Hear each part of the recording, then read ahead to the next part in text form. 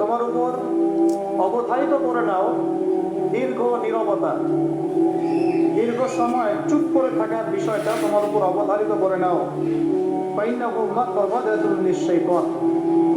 কারণ এই কাজটার মধ্য দিয়ে শয়তান বিতাড়িত হয়ে যায়।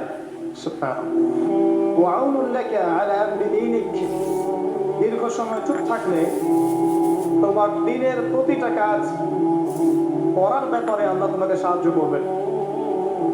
বা দীর্ঘ নীরবতার ব্যাপারটা দিনের প্রতিটা কাজ করার ক্ষেত্রে তোমাকে সহযোগিতা করবে। আমি বললাম আমাকে আরো বাড়িয়ে দিন, আরো কিছু বলুন, আরো কিছু ওসিয়ত করুন। তিনি বললেন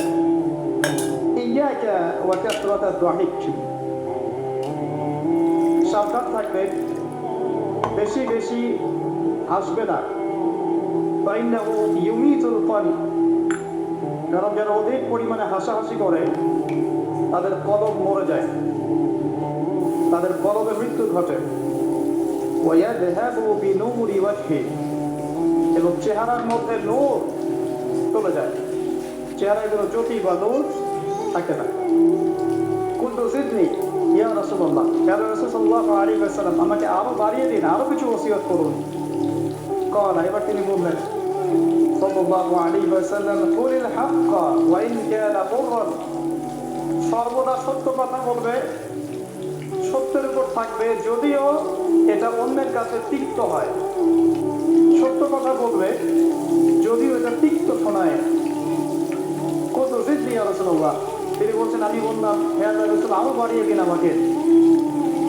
এবার নবীজি বললেন সাল্লাল্লাহু আলাইহি ওয়াসাল্লাম, লা তাখাফ ফিল্লাহি লাওমাতা লাইম, আল্লাহর পথে কাজ করার ব্যাপারে বা আল্লাহর পথে চলার ক্ষেত্রে, আল্লাহর দ্বীন পালনের ক্ষেত্রে নিন্দুকের নিন্দার পরোয়া করবে না। আল্লাহর ব্যাপারে নিন্দুকের নিন্দার সমালোচনার পরোয়া করবে না। কুনতু জিদনি ইয়া রাসূলুল্লাহ, তিনি বললেন আমি বললাম যে আরো বাড়িয়ে দিন হে আল্লাহর রাসূল আমার জন্য।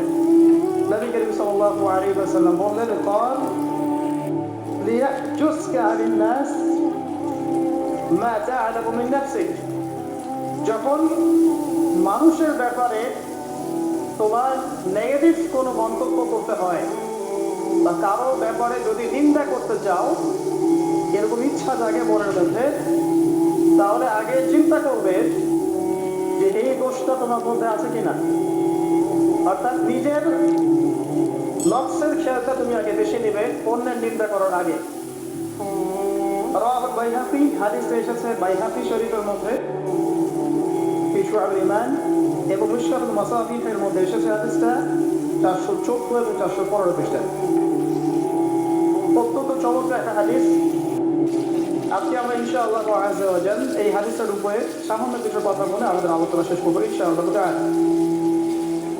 আবু যর রাদিয়াল্লাহু আনহু একজন বিশিষ্ট সাহাবী, আপনারা জানেন, যার ব্যাপারে নবী করিম সাল্লাল্লাহু আলাইহি ওয়াসাল্লাম বলেছিলেন, আবু যর তুমি খুব নরম মানুষ, তাই কখনো দায়িত্ব চেয়ে নিও না, কারণ তোমার উপরে যদি 2 জন মানুষের দায়িত্ব দেওয়া হয় তোমাকে যেন ছুরিবিহীন জবাই করে দেওয়া হবে। আবু যর রাদিয়াল্লাহু আনহু খুব আধ্যাত্মিক নরম মনের মানুষ ছিলেন।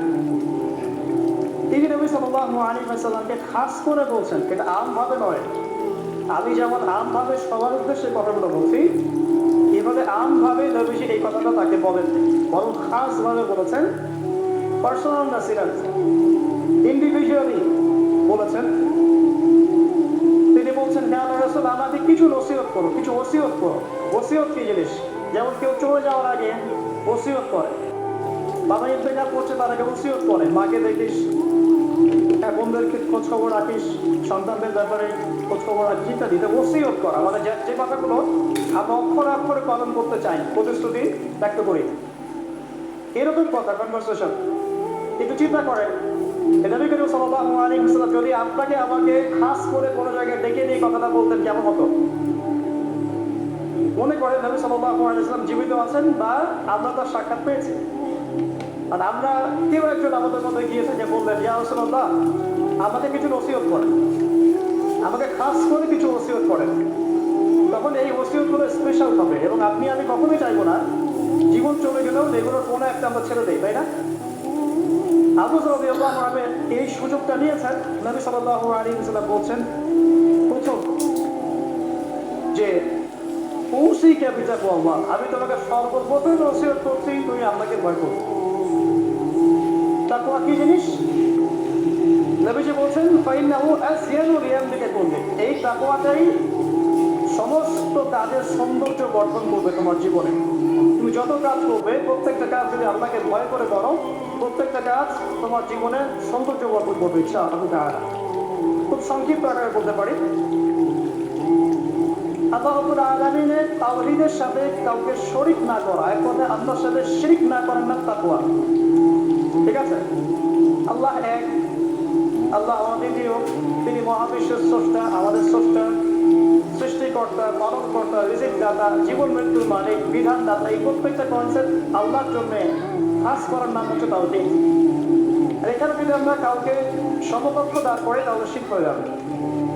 এই শিরকটা তিনভাবে হয়ে থাকে। মানুষ চিন্তার ক্ষেত্রে শিরক করতে পারে। কেউ যদি মনে করে মহাবিশ্বের কোনো স্রষ্টা নাই তাহলে শিরক করবেন। কেউ যদি মনে করে স্রষ্টা আরও একজন আছেন বা একাধিক আছে তাহলে শিরক করবেন। কেউ যদি মনে করে যে আল্লাহ ছাড়া কেউ ইবাদত করার যোগ্য, আল্লাহ ছাড়া অন্য কাউকে চেষ্টা করা যায়, নাউজুবিল্লাহ, আল্লাহ ছাড়া কেউ প্রয়োজন পূরণ করতে পারে, কেউ সন্তান দিতে পারে, কেউ কল্যাণ করতে পারে, কেউ অকল্যাণ করতে পারে ইত্যাদি, আল্লাহ ছাড়া কেউ বিধান দেওয়ার মালিক, এরকম কনসেপ্ট যার মনের মধ্যে আছে এটা হচ্ছে আকীদাগত শিরক বা চিন্তাগত শিরক। আমি কি বোঝাতে পারছি?